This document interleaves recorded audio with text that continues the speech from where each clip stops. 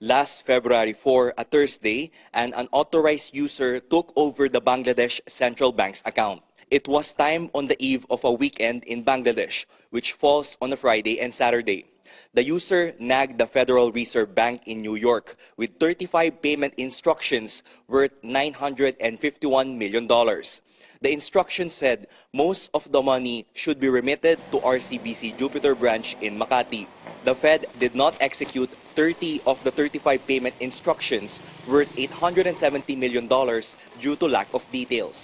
A transaction to a Sri Lankan foundation was also put on hold because of a typographical error. However, $81 million found their way to 5 accounts in RCBC's Jupiter branch. On February 5, one of the bank account holders, a certain Jesse Lagrosas, withdrew $22.7 million. Filipino-Chinese businessman William Go deposited the same amount to his account that same day. By February 9, Lagrosas, a certain Michael Cruz, Alfred Vergara, and Enrico Vasquez make suspicious withdrawals amounting to $81 million.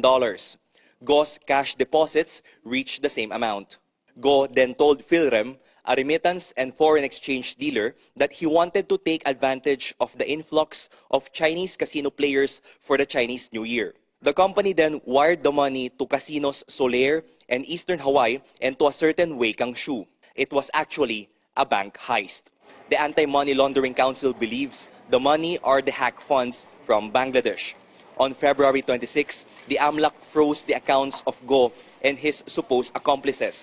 Bangladeshi bank authorities requested the Fed and RCBC to stop the payments, but only $68,000 were returned to Bangladesh.